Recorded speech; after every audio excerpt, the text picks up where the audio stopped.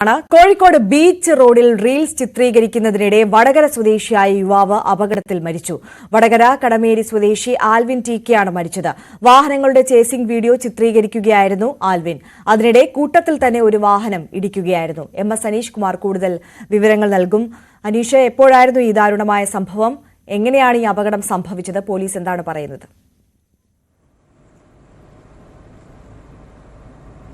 ആര്യ, ഇന്ന് രാവിലെയാണ് അങ്ങേയറ്റം ദാരുണമായി സംഭവം ഉണ്ടായിരിക്കുന്നത്. നമുക്കറിയാം, സാധാരണഗതിയിൽ റീൽസ് ചിത്രീകരണമൊക്കെ ഇപ്പോൾ പലപ്പോഴും യുവാക്കളുടെ ഇടയിൽ ഒരു ശൈലിയായി മാറിയിരിക്കുന്നു. ഒപ്പം ഈ പ്രൊഫഷണലായി തന്നെയും ഈ റീൽസ് ചിത്രീകരണം നടത്തുന്ന ആളുകളുമുണ്ട്. ഇന്ന് രാവിലെ ഏതാണ്ട് 10:30 കോഴിക്കോട് ബീച്ചിൽ വെള്ളയിൽ പോലീസ് സ്റ്റേഷന് സമീപമുള്ള റോഡിൽ ഈ റീൽസ് ചിത്രീകരണം നടത്തിയത്. വടകര കടമേരി സ്വദേശി ആൽവിൻ ടി.കെ എന്ന 20 വയസ്സുകാരനാണ് മരണത്തിന് കീഴടങ്ങിയത്.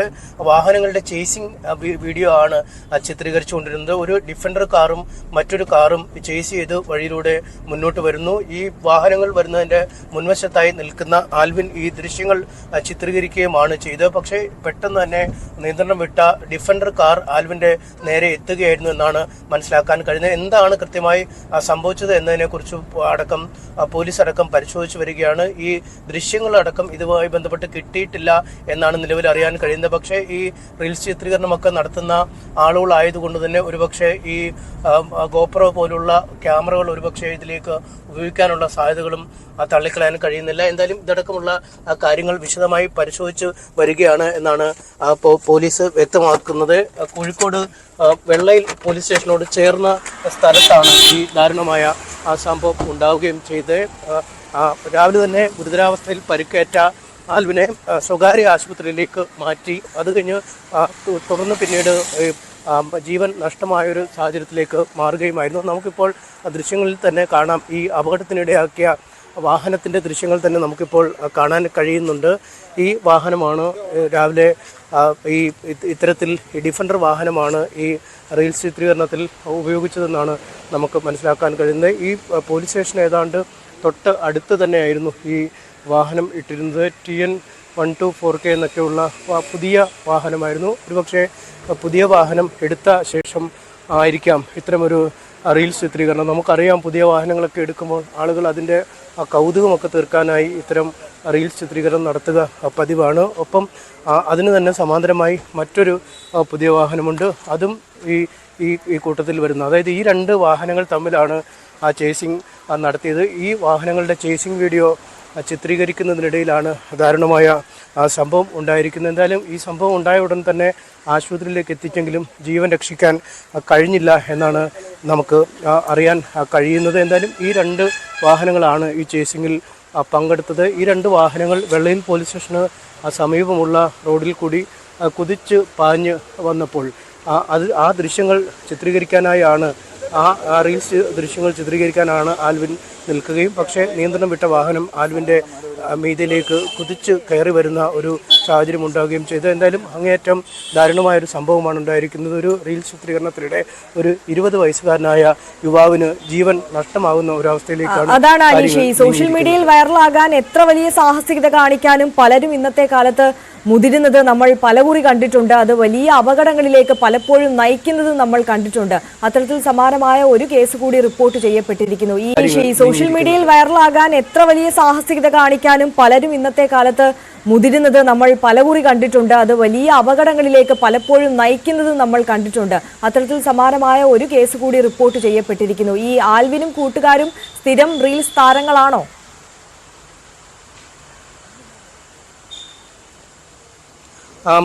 സ്ഥിരം റീൽസ് താരങ്ങളല്ല ആൽവിൻ. പക്ഷേ ഈ പ്രൊഫഷണലായി തന്നെ റീൽസ് ചിത്രീകരിക്കാൻ വൈദഗ്ധ്യമുള്ള ഒരാളാണെന്നുള്ള ചില വിവരങ്ങൾ ലഭിക്കുന്നുണ്ട്. അതുകൊണ്ട് തന്നെ ഈ പുതിയ വാഹനം എടുത്തപ്പോൾ സാധാരണഗതിയിൽ ഈ പുതിയ വാഹനങ്ങളൊക്കെ എടുക്കുമ്പോൾ അതിൻ്റെ ദൃശ്യങ്ങൾ ചിത്രീകരിക്കുക. ആൽവിൻ്റെ 2 സുഹൃത്തുക്കളുടെ വാഹനങ്ങളാണ് 2 അപ്പോൾ ഈ 2 വാഹനങ്ങളും തമ്മിൽ ഉള്ളൊരു ഓട്ടം കാഴ്ചയിൽ തന്നെ നല്ല ആഡംബരമുള്ള അത്യാവശ്യം വിലയുള്ള ഒരു വാഹനം ഡിഫൻഡറും ഒരു വാഹനം ബെൻസുമാണ്. ഇത്തരം 2 വളരെ വിലയേറിയ 2 വാഹനങ്ങളാണ്.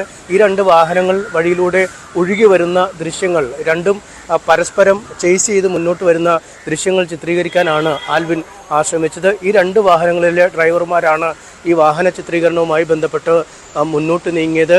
നമുക്ക് ഇപ്പോൾ നമ്മൾ നിൽക്കുന്നത് വെള്ളയിൽ പോലീസ് സ്റ്റേഷനാണ്. ഈ പോലീസ് സ്റ്റേഷൻ്റെ മുറ്റത്താണ് ഈ രണ്ട് വാഹനങ്ങളും ഇപ്പോൾ ഇട്ടിരിക്കുന്നത്. അതിന് തൊട്ട് സമീപത്തുള്ള ഒരു വഴി, ആ വഴി നമുക്കിപ്പോൾ ദൃശ്യങ്ങളിൽ കാണാം. ആ വഴിയിലാണ് ഇത്തരമൊരു ചിത്രീകരണം നടന്നതെന്നാണ് മനസ്സിലാക്കാൻ കഴിയുന്നത്.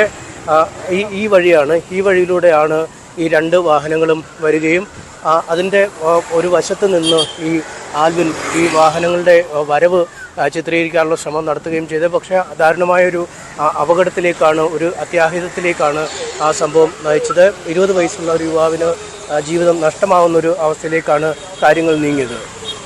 ഇവരുടെ ഗ്യാങ്ങിൽ എത്ര പേരുണ്ടായിരുന്നു അനീഷ്?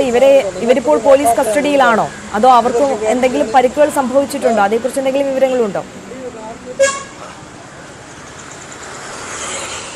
ഇവരുടെ സംഘത്തിൽ എത്ര പേരുണ്ട് എന്നതിനെ കുറിച്ചൊക്കെ പോലീസ് അന്വേഷിച്ച് വരുന്നേ ഉള്ളൂ. കാരണം ആദ്യം തന്നെ ഇത്തരം ഒരു അപകടമുണ്ടായപ്പോൾ അവരെ വളരെ പെട്ടെന്ന് ആശുപത്രിയിലേക്ക് എത്തിക്കുന്നതിനുള്ള ഒരു നീക്കം ഉണ്ടായി. അതീവ ഗുരുതരാവസ്ഥയിലായിരുന്നു ആൽവിൻ ഉണ്ടായിരുന്നു, തന്നെ ആശുപത്രിയിലേക്ക് എത്തിക്കുകയാണ് ചെയ്തത്. ഇവരുടെ കൂടെ ഒപ്പമുണ്ടായിരുന്ന ആളുകളൊക്കെ ഇപ്പോൾ ആശുപത്രിയിലുണ്ട്.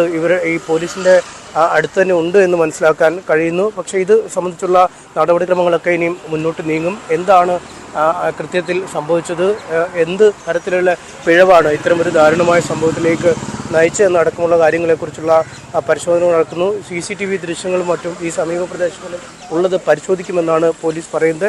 ഡാഷ് ക്യാമറകളോ മറ്റു ക്യാമറകളോ വാഹനത്തിൽ ഉണ്ടായിരുന്നു എന്നതിന് ഇനിയും ഒരു കൃത്യമായ ഒരു തെളിവ് അല്ലെങ്കിൽ ഉണ്ട് എന്ന കാര്യത്തിൽ പോലീസ് ഒരു കൃത്യമായ കാരണം പറഞ്ഞിട്ടില്ല. ഒപ്പം ഈ ആൽവിൻ്റെ ഫോൺ ലഭിച്ചാൽ ഏത് തരത്തിലാണ് ഈ അപകടം നടന്നത് എന്നതിനെക്കുറിച്ചൊരു കൃത്യമായ ചിത്രം ലഭിക്കും എന്നാണ് നമുക്ക് മനസ്സിലാക്കാൻ കഴിയുന്നത്.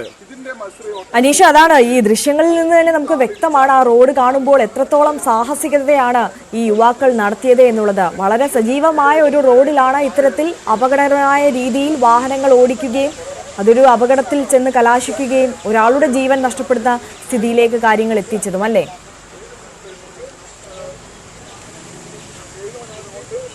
തീർച്ചയായും ഈ പുതിയ വാഹനമാണ് അല്ലെങ്കിൽ ആഡംബര വാഹനമാണ്. ഈ വാഹനം എടുക്കുമ്പോൾ തന്നെ ഒരു ഹരമാണ്. പലപ്പോഴും നമുക്കറിയാം, നമ്മളൊക്കെ ആയാലും ഇരുചക്ര വാഹനമോ അല്ലെങ്കിൽ 4 ചക്ര വാഹനമൊക്കെ എടുക്കുമ്പോഴും അതിൻ്റെ ഒരു ആഘോഷം എന്ന രീതിയിൽ പലപ്പോഴും റീൽ തയ്യാറാക്കാറുണ്ട്. ഈ റീൽ തയ്യാറാക്കി സമൂഹ മാധ്യമങ്ങളിൽ മറ്റും ഷെയർ ചെയ്യും. സ്റ്റാറ്റസായി മറ്റുമൊക്കെ ഇട്ട് ആളുകളെ കാണിക്കുക എന്നൊരു വലിയ ഒരു ലക്ഷ്യമാണ്. അതൊരു സന്തോഷവുമാണ്. അത്തരമൊരു സന്തോഷമാണ് ഇപ്പോൾ ഈ ദാരുണമായ സംഭവത്തിലേക്ക് നീങ്ങിയിരിക്കുന്നത്. പുതിയ വാഹനമാണ് ഡിഫൻഡർ, പുത്തൻ വാഹനം, രജിസ്റ്റർ നമ്പർ പോലും ആവാത്ത ഒരു വാഹനമാണ്. ആ വാഹനമാണ് ഈ അപകടത്തിൽ ഉൾപ്പെട്ടിരിക്കുന്ന ഒരു വാഹനം. 2 വാഹനങ്ങളും തമ്മിൽ ചേസ് ചെയ്യുമ്പോൾ അതിലൊരു വാഹനം ഈ യുവാവിൻ്റെ അല്ലെങ്കിൽ ഈ 20-കാരൻ്റെ മേലേക്ക് ഇടിച്ചു കയറുകയായിരുന്നു എന്നാണ് മനസ്സിലാക്കാൻ കഴിയുന്നത്.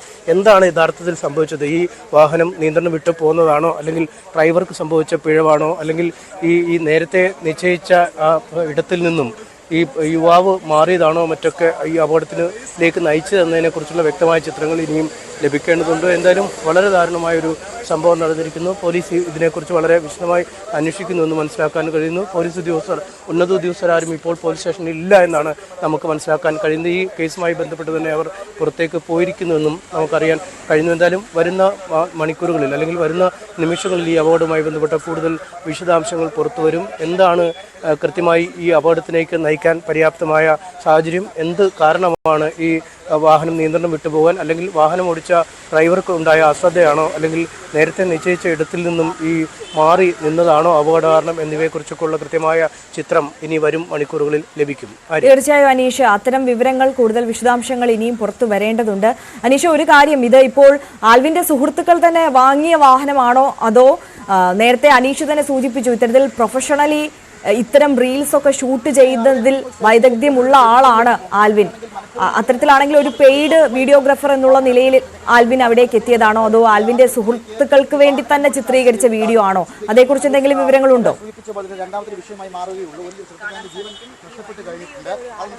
അതിനെക്കുറിച്ചുള്ള വിവരങ്ങൾ വൈകാതെ നമുക്ക് കിട്ടും. നമുക്ക് ചില സൂചനകൾ, അതായത് ഒരു വിദഗ്ധനായ റീൽ മേക്കറായ ഒരാളാണ് അദ്ദേഹം എന്ന് നമുക്ക് മനസ്സിലാവുന്നുണ്ട്. അത് ഈ പണം നൽകി അല്ലെങ്കിൽ പ്രൊഫഷണലായി ഇത് ജോലി ചെയ്യാൻ വന്നതാണോ അല്ലെങ്കിൽ ഇനി സുഹൃത്തുക്കൾക്ക് വേണ്ടി സൗജന്യം എടുത്തു കൊടുക്കാൻ വന്നതാണോ അടക്കമുള്ള വിവരങ്ങൾ നമുക്ക് അധികം വൈകാതെ കൊടുക്കാൻ കഴിയും. പക്ഷേ ഈ റീൽസ് എടുക്കുന്നതിൽ വൈദഗ്ധ്യമുള്ള ഒരാൾ തന്നെയാണ് 20 റീൽസുകളൊക്കെ ചെയ്തിട്ടുണ്ട് എന്നാണ് നമുക്ക് പ്രാഥമികമായുള്ള ഒരു വിവരത്തിൽ നിന്നും മനസ്സിലാക്കാൻ കഴിയുന്നത്. എന്തായാലും ആ പൂർണ്ണ വിവരങ്ങൾ വൈകാതെ പുറത്തു വരും. ഈ റീൽസ് എടുക്കുന്നതിൽ വളരെ കമ്പമുള്ള അല്ലെങ്കിൽ അതിലേറെ താല്പര്യമുള്ള അതിൽ കഴിവ് പ്രകടിപ്പിച്ചിരുന്ന ഒരാൾ ആണ് ഈ ആൽവിൻ എന്ന കാര്യത്തിൽ യാതൊരു സംശയവുമില്ല.